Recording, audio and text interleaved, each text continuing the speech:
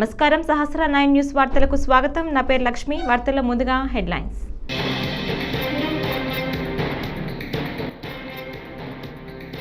AP brand దెబ్బతీశారు. జగన్ చిట్టా బయటపెట్టిన చంద్రబాబు.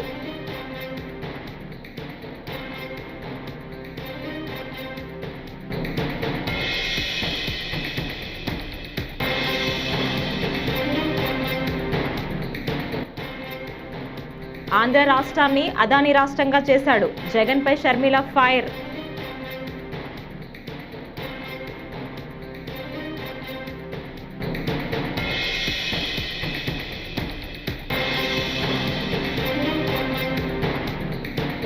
రాష్ట్ర చరిత్రలో మునిపెన్నడూ లేని విధంగా పీఎస్సీకి ఎన్నికలు నిర్వహించాల్సి రావటం దురదృష్టకరమని పెద్దిరెడ్డి రామచంద్రారెడ్డి.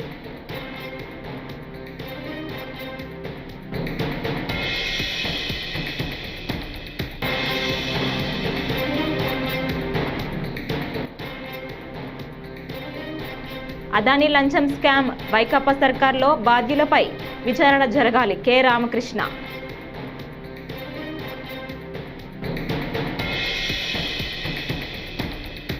ఇక డీటెయిల్స్ చూస్తే అదానీ కుంభకోణంపై ఏపీ శాసనసభలో హిట్ డిస్కషన్ జరిగింది.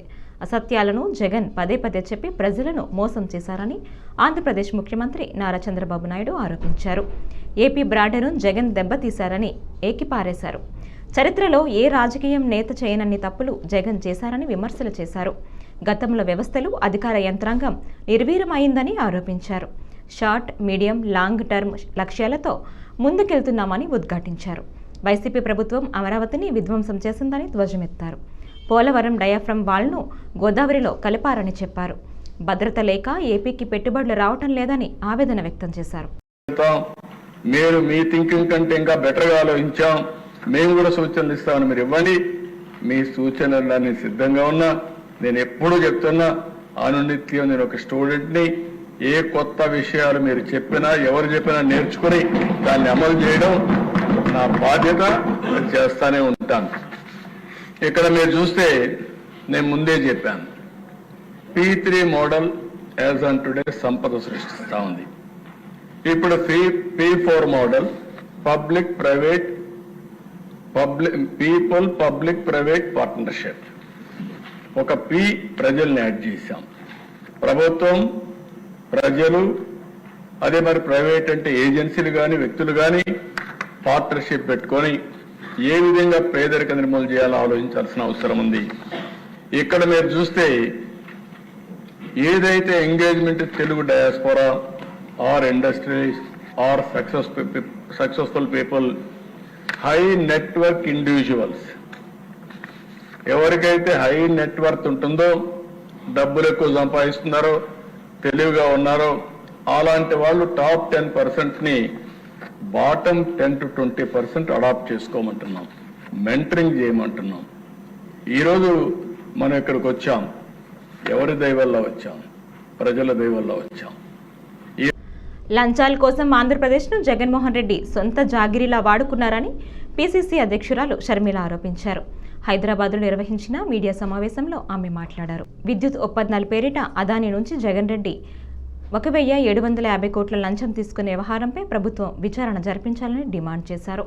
Data centre, submarine, Gangavaram, Krishnapatnam port సహా అదానీతో జరిగిన ఒప్పందాలన్నింటినీ రద్దు చేయాలని కోరారు. జగన్ అక్రమ సంపాదన కోసం అంతర్జాతీయ స్థాయిలో ఆంధ్రప్రదేశ్ పరువు తీయటం దారుణమని మండిపడ్డారు. ఏపీని బ్లాంక్ చెక్కిలా అదానికి జగన్ రాసిచ్చారని ఆరోపించారు. Gautam Adani and his team కొన్ని అగ్రిమెంట్లు చేసుకున్నారు. భారతదేశంలో పవర్ సప్లై చేసే అగ్రిమెంట్లు చేసుకోవడానికి కొంతమంది కొన్ని రాష్ట్రాలకు చెందిన ఉన్నతమైన స్థలముల్లో ఉన్న అధికారులకు, అంటే ముఖ్యమంత్రులకు అన్న ఉద్దేశం వచ్చే రీతిలో లంచాలు ఇచ్చినట్టు, అది కూడా 2,100 కోట్ల రూపాయలు లంచాలు ఇచ్చినట్టు, దాంట్లో 86% 1,750 కోట్ల రూపాయలు ఆంధ్ర రాష్ట్ర ముఖ్యమంత్రికి జగన్మోహన్ రెడ్డి గారికి పేరొక్కటే చెప్పలేదు ఇచ్చినట్టుగా అభియోగాలు మోపారు. సోలార్ పవర్ కొనడానికి ఆంధ్ర రాష్ట్రం సుముఖంగా లేకపోతే గౌతమ్ అదానీ గారు స్వయంగా పూనుకొని పవర్ సప్లై అగ్రిమెంట్ కుదుర్చుకోవడానికి జగన్మోహన్ రెడ్డి గారికి 1,750 కోట్ల రూపాయలు లంచంగా ఇచ్చారు అన్నది ఇక్కడ స్పష్టంగా పేర్కొన్న విషయం. అగ్రరాజ్యమైన అమెరికా ఈ విషయం బయట పెడితే తప్ప అసలు మన దేశంలో, మన రాష్ట్రంలో ఇది జరుగుతుంది అని ఇంతవరకు బయటపడలేదు అంటే ఇది ఎంత అవమానకరం. అంటే మన దేశంలో ఉన్న సిబిఐ అయినా, ఈడీ అయినా, సెబీ అయినా, ఇన్కమ్ ట్యాక్స్ డిపార్ట్మెంట్లైనా ఇవన్నీ ఏం చేస్తున్నట్టు? ఈరోజు అంతర్జాతీయ స్థాయిలో మన భారతదేశంలో అవినీతి గురించి చర్చ జరుగుతుంది అంటే ఇది అవమానం కాదా? కాంగ్రెస్ ప్రభుత్వ తప్పిదాలను ఎత్తి చూపితే సీఎం రేవంత్ బ్లాక్మెయిల్ రాజకీయాలు చేస్తున్నారని మాజీ మంత్రి హరీష్ రావు ఆరోపించారు. సంగారెడ్డి జిల్లా ఆందోళన మండలం మాన్సాపల్లి గ్రామంలో పెద్దమ్మ తల్లి విగ్రహ ప్రతిష్టాపన కార్యక్రమానికి ఆయన ముఖ్య అతిథిగా హాజరయ్యారు. ఈ సందర్భంగా మీడియాతో మాట్లాడారు. రంగనాయక సాగర్ వద్ద ఇరిగేషన్ భూములు నేను తీసుకున్నానని సీఎం రేవంత్ చెబుతున్నారు. నేను రైతుల నుంచి 13 ఎకరాల పట్టా భూమి తీసుకుని ధరణి ద్వారా రిజిస్ట్రేషన్ చేసుకున్నాను. అందులో 1 గుంట ఇరిగేషన్ భూమి, ప్రభుత్వ భూమి ఉంటే దేనికైనా సిద్ధమని చెప్పారు. దగ్గరుండి భూమిని కొల్పిస్తా, సీఎం రేవంత్ వస్తారా అని సవాల్ విసిరారు. రాష్ట్రంలో ప్రభుత్వం వడ్ల కొనుగోలు విషయంలో పూర్తిగా విఫలమైంది. వ్యవసాయానికి పెట్టుబడి సాయం చేయలేదు. కనీసం వడ్లైనా కొనుగోలు చేసి రైతులకు మద్దతు ధర ఇస్తారేమోనని ఆశించాం. కానీ రాష్ట్ర వ్యాప్తంగా ఎక్కడ కూడా కొనుగోలు జరగక రైతులు 400-500 రూపాయలు తక్కువ ధరకు దళార్లకు వడ్లు అమ్ముకున్నారు. ధాన్యం దళారుల పాలైపోయింది. మొదట్లో బాగా పంట పండింది, 90 లక్షల మెట్రిక్ టన్నుల వడ్లు కొంటామని సివిల్ సప్లైస్ మంత్రి ఉత్తమ్ కుమార్ రెడ్డి గారు స్టేట్మెంట్ ఇచ్చారు. నిన్ననేమో సివిల్ సప్లైస్ కమిషనర్ చౌహాన్ గారు 70 లక్షల మెట్రిక్ టన్నుల వడ్లు కొంటామని ఆయన స్టేట్మెంట్ ఇచ్చారు. అంటే 20 లక్షల మెట్రిక్ టన్నులు ఎక్కడ పోయింది? మరి మధ్యలో 20 లక్షల మెట్రిక్ టన్నులు ఎక్కడ పోయినట్టు? అంటే దళారుల పాలైంది. నిజంగా ఈ 70 అన్న వస్తుందా అంటే అది కూడా డౌట్ఫుల్లే ఉంది. అంటే 40-50 లక్షల మెట్రిక్ టన్నులు దాటే పరిస్థితి లేదు. అంటే సగానికి సగం వడ్లు దళారుల పాలైంది. మీరు 500 బోనస్ అన్నారు. బోనస్ మాట దేవుడేరు కానీ 500 లోపలికి.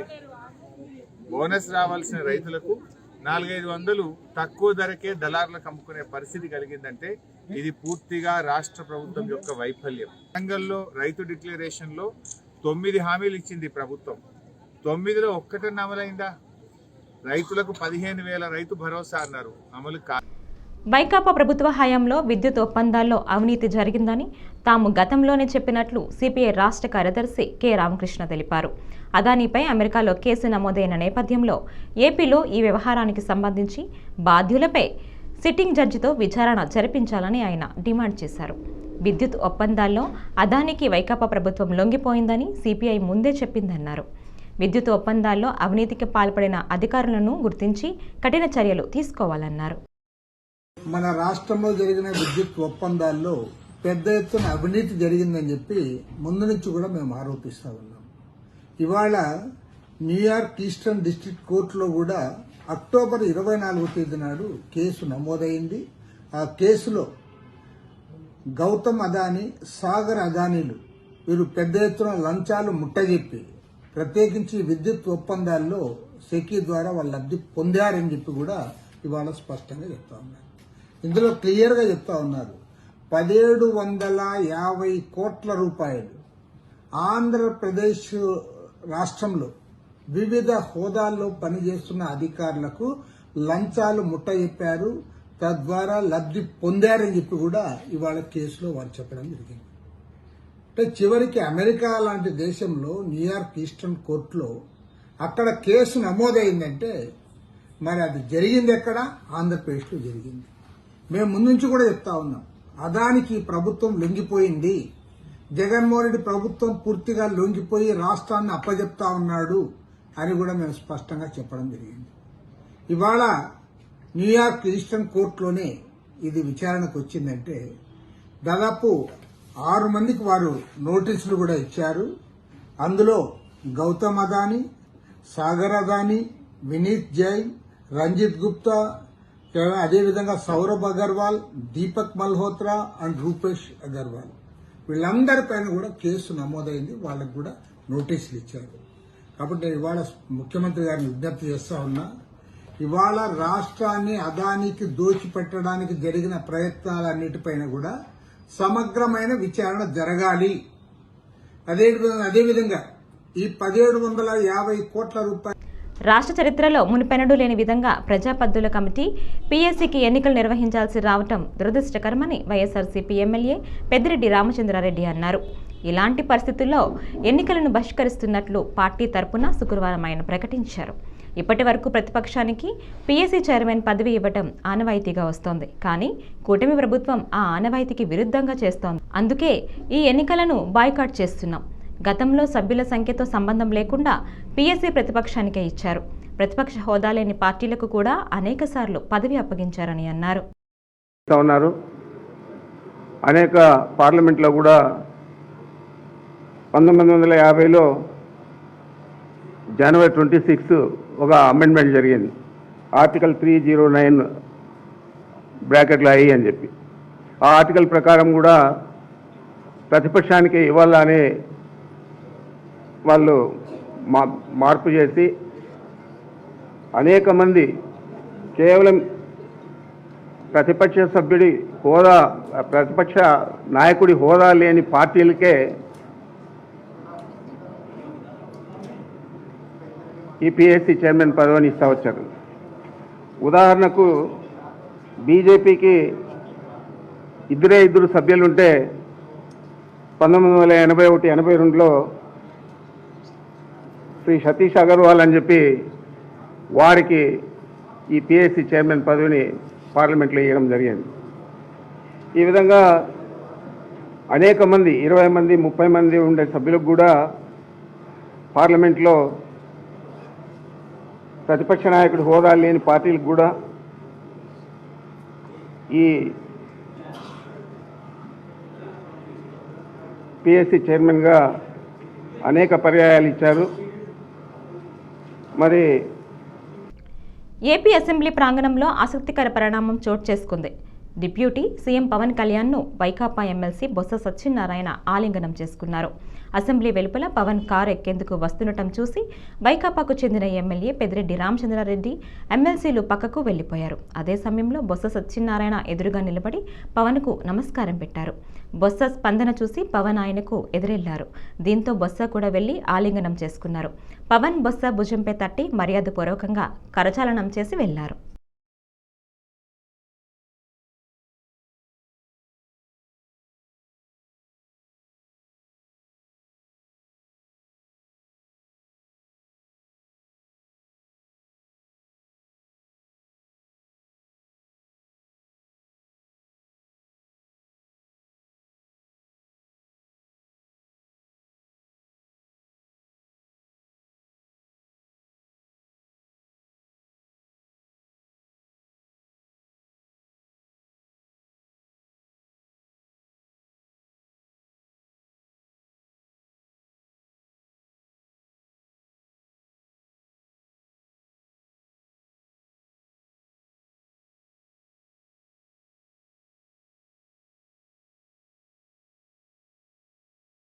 బంగాళాఖాతంలో ఏర్పడిన ఉపరితల ఆవర్తనం బలపడి వాయుగుండంగా మారనుందని, దీని ప్రభావంతో ఏపీలో భారీ నుంచి అతి భారీ వర్షాలు కురుస్తాయని వాతావరణ శాఖ పేర్కొంది.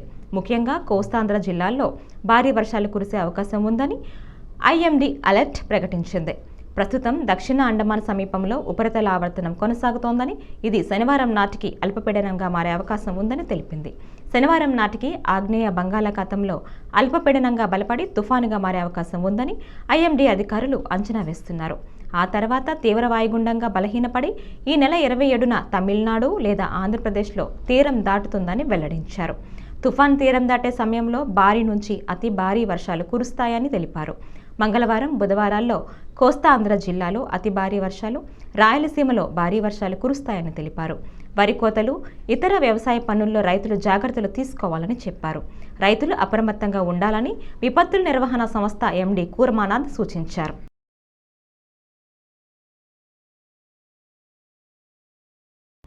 ప్రభాస్ ఎవరో తనకి ఇప్పటికీ తెలియదని ఏపీ కాంగ్రెస్ అధ్యక్షురాలు వైఎస్ షర్మిల స్పష్టం చేశారు. ఏపీ మాజీ సీఎం జగన్కు పారిశ్రామికవేత్త గౌతమ్ అదానీ 1,750 కోట్ల లంచం ఇచ్చినట్లు అమెరికా ఏజెన్సీల దర్యాప్తులో వెల్లడైన నేపథ్యంలో ఆమె విలేకరుల సమావేశంలో మాట్లాడారు. బాలకృష్ణ గారి నివాసంలో ఉన్న ఐపీ అడ్రస్ నుంచి నాపై తప్పుడు ప్రచారం జరిగిందని కేసు పెట్టినట్లు జగన్ ఇటీవల ఎంటర్టైనింగ్గా చెప్పారు. మీకు నిజంగానే చెల్లెలిపై ప్రేమ ఉంటే బాలకృష్ణ నివాసంలోని సిస్టమ్ ఐపీ అడ్రస్ నుంచి తప్పుడు ప్రచారం జరిగిందని నమ్మితే 5 ఏళ్లు సీఎంగా ఉండి మీరేం గాడిదలు కాశారు? బాలకృష్ణ మీద ఎందుకు విచారణ చేపట్టలేదు? మీరిప్పుడు చెల్లెలిపై ప్రేమ ఉన్నట్లు మాట్లాడుతున్నారు. ప్రభాస్కు నాకు సంబంధం ఉందని, నాపై జరిగిన అసత్య ప్రచారంపై నేను కేసు పెట్టిన వెంటనే ఎందుకు స్పందించలేదు అని షర్మిల మండిపడ్డారు. జగన్మోహన్ రెడ్డి గారు మొన్న నేను బాలకృష్ణ గారి బిల్డింగ్ నుంచి ఐపీ అడ్రస్ నుంచి నా మీద తప్పుడు ప్రచారం జరిగింది అని కేసు పెట్టాను, కావాలంటే నా మాటల్లోనే వినండి అని జగన్మోహన్ రెడ్డి గారు చాలా ఎంటర్టైనింగ్ గా ఒక వీడియో క్లిప్ ని కూడా అందరికీ చూపించడం జరిగింది. చాలా సంతోషం. కానీ జగన్మోహన్ రెడ్డి గారు, మీకు నిజంగానే చెల్లెల మీద ప్రేమ ఉండుంటే మీకు బాలకృష్ణ గారో లేక బాలకృష్ణ బిల్డింగ్ ఐపీ అడ్రస్ నుంచో మీ చెల్లెల మీద తప్పుడు ప్రచారం జరిగింది అని మీరు నమ్మింటే, మీకు తెలుసుంటే, మరి మీరు 5 సంవత్సరాలు ముఖ్యమంత్రిగా ఉన్నారు కదా. ఆ ఇష్యూ జరిగిన తర్వాత 5 సంవత్సరాలు మీరు ముఖ్యమంత్రిగా ఉండి ఏం గాడిదలు కాశారండి? ఎందుకు ఎంక్వైరీ వేయలేదు బాలకృష్ణ మీద? మీరు ఇప్పుడు చెల్లెల మీద ప్రేమ ఉన్నట్టు మీరు మాట్లాడుతున్నారే. మీకు నిజంగానే చెల్లెల మీద ప్రేమ ఉంటే ఏ ఇష్యూ అయితే బాలకృష్ణ బిల్డింగ్ నుంచి అప్పుడు జరిగిందో ప్రభాస్కు నాకు సంబంధం ఉంది అని, అదే ఇష్యూని గత 5 సంవత్సరాలలో మీ సైతాన్ సైన్యం మీ సోషల్ మీడియాలో మీరు వాడుకోలేదా? నేను ఏ రోజైతే కేసు పెట్టానో, ఇలా జరిగింది, నా మీద తప్పుడు ప్రచారం జరుగుతుంది అని ఏ రోజైతే కేసు పెట్టానో ఆ రోజే నేను ప్రభాస్ అన్న వ్యక్తిని ఇంతవరకు చూడలేదు అని చెప్పాను. ఈ రోజుటికి కూడా నాకు ప్రభాస్ అంటే ఎవడో తెలియదు. ఈ రోజుటికి కూడా చెప్తున్నా, ఆ రోజు ప్రమాణం చేశాను నా బిడ్డల మీద నాకు సంబంధం లేదు ఆయనతో అని. ఈ రోజు మళ్ళీ చేయడానికి కూడా చెప్తున్నా, నాకు సంబంధం లేదు ఆయనతో. నా బిడ్డల మీద ప్రమాణం చేసి చెప్తున్నా. జగన్మోహన్ రెడ్డి గారికి ఇవన్నీ తెలిసి కూడా నాకు క్యారెక్టర్ లేనట్టు, నాకు తనతో పాటు తన తల్లి చెల్లిపై ఎమ్మెల్యే బాలకృష్ణ తప్పుడు పోస్టులు పెట్టించారని మాజీ సీఎం జగన్ ఆరోపించిన విషయం తెలిసిందే. తాజాగా దీనిపై బాలకృష్ణ స్పందించారు. వైఎస్ షర్మిలపై అసత్య ప్రచారం చేసిందెవరో ప్రజలందరికీ తెలుసని అన్నారు. అసత్య ప్రచారాన్ని తానెందుకు పట్టించుకోవాలని వ్యాఖ్యానించారు. అలాగే వైసీపీ వాళ్ళు అసెంబ్లీకి హాజరు కాకుండా మనుషులను పెట్టుకున్నారని, ఈ రోజు కూడా వాళ్ళు రాకుంటే బాగుంటుందని అన్నారు. సార్, అసెంబ్లీకి వైసీపీ ఎమ్మెల్యే ఎవరు హాజరవట్లేదు సార్. ఎందుకంటే మరి వాడేగా వాళ్ళ మనుషులు కూడా పెట్టారుగా పోటీలో పెట్టి వాళ్ళు తిన్నారే. ఒక్కరోజు వస్తారు పాపం. ఓకే, వాళ్ళ స్వార్థంలో వస్తారు లోపలికి. అయినా ఎంత వృధా ప్రయాసం. ఇవాడు కూడా రాకుండా ఉంటే బాగుంటుంది. ఇవాడు కూడా రాకుండా బాగుంటుంది.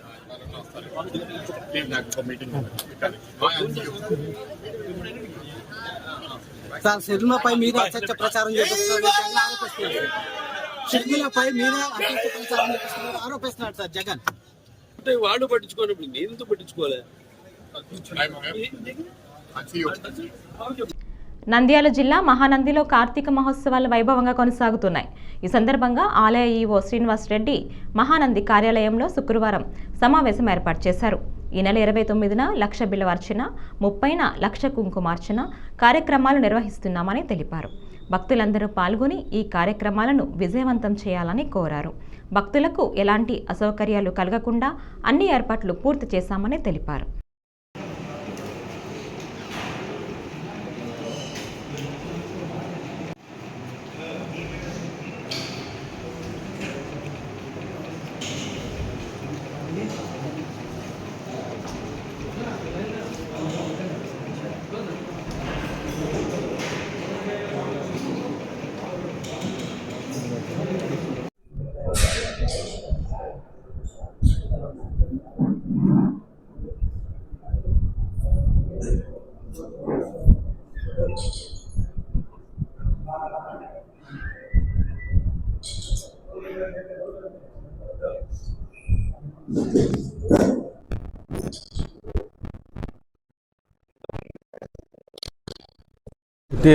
दिसे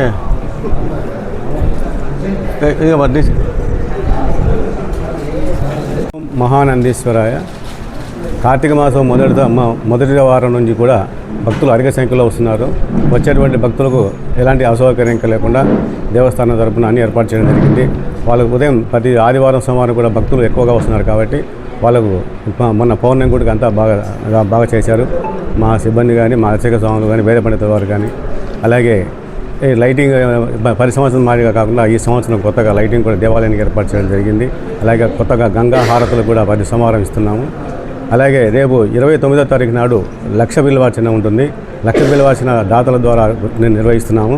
ఈ లక్ష బిల్వార్చన కార్యక్రమంలో 50 మంది భక్తులు పాల్గొనవలసిందిగా కోరుతున్నాము. అలాగే 30వ తారీఖు నాడు లక్ష కుంకుమార్చన ఉంటుంది. ఈ 2 కార్యక్రమాలు కూడా రేపు 29, 30 తారీఖులు ఉన్నాయి కాబట్టి భక్తులందరూ కూడా స్వామివారి అమ్మవారిని దర్శించుకొని ఈ కుంకుమార్చన లక్ష బిల్వార్చన కార్యక్రమంలో పాల్గొనవలసిందిగా కోరుతున్నాము. ఇంకా రాబోయే 6 సోమవారాలు కూడా భక్తులు ఎక్కువ వస్తారు కాబట్టి వాళ్ళకి ఎలాంటి ఇబ్బంది కలగకుండా కూడా అన్ని ఏర్పాటు చేయడం జరిగింది. బాపట్ల మండలం సూర్యలంక అడవి పంచాయతీలోని 20 సంవత్సరాల నుంచి నివాసం ఉంటున్న 20 కుటుంబాల గిరిజనులకు గత ప్రభుత్వంలో ఇళ్ల స్థలాలు ఇవ్వకుండా కాలయాపన చేశారని అఖిల భారత దళిత గిరిజనుల సంక్షేమ సంఘం బాపట్ల జిల్లా అధ్యక్షులు పర్రె కోటయ్య, కచ్చర్ల వినయరాజు పేర్కొన్నారు. శుక్రవారం జిల్లా కలెక్టర్ వెంకట మురళికి వినతి పత్రం అందించి మీడియాతో మాట్లాడారు. అధికారులు స్పందించి గిరిజనులకు న్యాయం చేయాలని డిమాండ్ చేశారు. అందరికీ నమస్కారం అండి. ఈరోజు బాపట్ల జిల్లా కలెక్టర్ గారు వెంకట మురళి గారు చాలా అద్భుతమైన కార్యక్రమానికి శ్రీకారం చుట్టారు. ఎందుకంటే ఎస్టీల కోసం ప్రత్యేకంగా ఒక గ్రీవెన్స్ పెట్టేసి వాళ్ళని ఒక ప్రత్యేకంగా వాళ్ళ కోసం, వాళ్ళ సమస్యల కోసం ప్రత్యేకమైన గ్రీవెన్స్ పెడతాం కూడా మేము దాన్ని ఎంతో హర్షిస్తున్నాం. ముందుగా ఈ సూర్యలంకలో ఉన్న ప్రజలు ఎస్టీలు ఎవరైతే ఉన్నారో ఇప్పుడు నుంచి సమస్య కాదు, గత ప్రభుత్వంలో వైసీపీలో ఉన్నప్పుడు కూడా వీళ్ళ మీద అనేకమైన అరాచకాలు జరిగినాయి. కానీ ఈ సూర్యలంకలో ఉంటున్న ఎవరైతే ఎస్టీలు ఉన్నారో వాళ్ళకి అసలు మౌలిక సదుపాయాలు పూర్తిగా లేవు. ఉండటానికి ఇల్లు లేదు, తాగడానికి నీళ్ళు లేదు, అదేవిధంగా కరెంటు కూడా లేదు. అక్కడ చూస్తే ఒక భయంకరమైన వాతావరణం ఉంటుంది, మండ్రగబ్బిలాలు, అదేవిధంగా అడవి దోమలు కూడా ఉంటాయి. అలాంటి పరిస్థితుల్లో వీళ్ళు జీవిస్తున్నారంటే, ఈ ఆధునిక ప్రపంచంలో కూడా వాళ్ళు జీవిస్తున్నారంటే ఇది ఎంతో దుర్మార్గమైన విషయం అని చెప్పేసి ఈ యొక్క ప్రెస్ మీట్ ద్వారా తెలియజేస్తున్నాం. మరి ముఖ్యంగా బాపట్ల జిల్లా కలెక్టర్ గారు వీళ్ళ కోసం ఒక ప్రత్యేకమైన గ్రీవెన్స్ పెడతాం కూడా మంచి శుభపరిణామని తెలియజేస్తున్నాను. మరి వీళ్ళ సమస్యలు వెంటనే నేను అమలు చేస్తానని చెప్పేసి మాకు అభయం ఇవ్వటం జరిగింది. అదేవిధంగా వీళ్ళకి ఏమైతే కావాలో అవి మొత్తం ఈ యొక్క అర్జీని ఎండాస్ చేస్తూ మన ఆర్డీఓ గారికి పంపడం జరుగుతుంది. మరి ఈ యొక్క కార్యక్రమం మొత్తం ఆర్డీఓ గారు చర్యలు తీసుకుంటారని చెప్పేసి ఈ సమావేశం తెలియజేస్తూ, మరీ ముఖ్యంగా కలెక్టర్ గారికి ఈ యొక్క ఎస్టీల కోసం ప్రత్యేకంగా ఒక గ్రీవెన్స్ పెట్టినందుకు ధన్యవాదాలు తెలుపుకుంటూ జై భీమ్, జై భారత్. కేంద్ర సహాయక మంత్రి Raksha Nikhil Khadse, NCBC chairman Hansraj Ahir, MP Srikanth Shinde కుటుంబ సభ్యులతో శుక్రవారం ఉదయం శ్రీవారి అభిషేక సేవలో పాల్గొన్నారు. ముందుగా కేంద్ర మంత్రికి టీటీడీ అధికారులు దర్శనం ఏర్పాట్లు చేశారు. దర్శనం అనంతరం ఆమెకు అధికారులు తీర్థ ప్రసాదాలను అందజేశారు.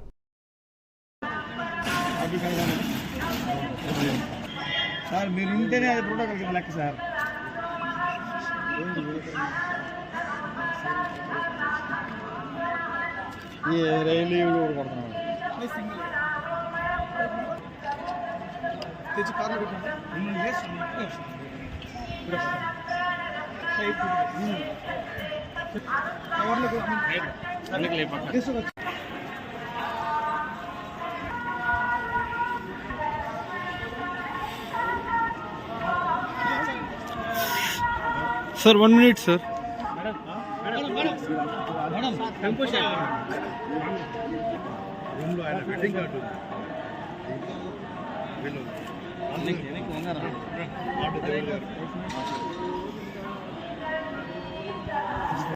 సార్ ఒకనే తీసుకోవాలి, మరి కావాలి తీసుకోవాలి. సరే అయిందా పేపర్ మీద सबको डालना चाहिए सर, आराम से सर.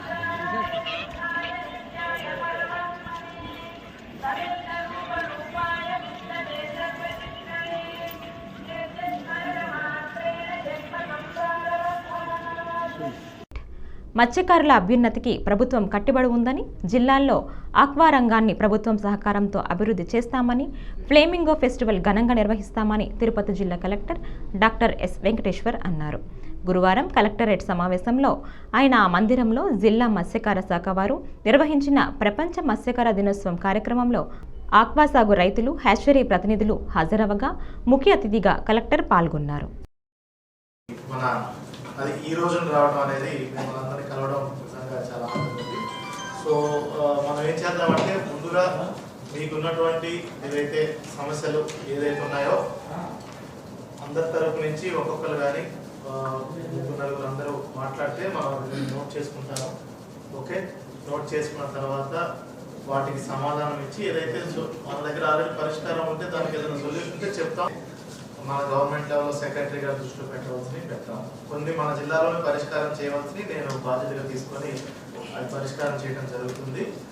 ఆల్రెడీ కొన్ని విషయాలు పోయినసారి గౌరవ ముఖ్యమంత్రి గారు వచ్చినప్పుడు కొన్ని విషయాలు ఆయన దృష్టిలో పెట్టడం జరిగింది. ఆక్వా రంగానికి మన గౌరవ ముఖ్యమంత్రి గారు ఇన్ఫాక్ట్ రాష్ట్రంలోనే కాదు దేశవ్యాప్తంగా కూడా మన రాష్ట్రం ఆక్వా రంగంలో ముందుందంటే అది మన గౌరవ ముఖ్యమంత్రి గారు ఆయన గత అంతకుముందు ముఖ్యమంత్రి ఉన్నప్పుడు 14 సంవత్సరాల్లో తీసుకున్నటువంటి అనేకమైనటువంటి ఆక్వా రంగాన్ని తీసుకున్నటువంటి ఇన్సెంటివ్స్ కానీ అదేవిధంగా దాన్ని ఏదైతే మనకి రైతుల్ని ఉద్దేశించి ముఖ్యంగా వాళ్ళని సెంట్రల్గా పెట్టుకొని అభివృద్ధి చేయాలనే ఉద్దేశంతోనే గౌరవ ముఖ్యమంత్రి గారు నిర్ణయాలు తీసుకున్నారు. దానివల్ల ఈరోజు మనం చూసుకుంటే ఈ వార్తలు ఇంతటితో సమాప్తం.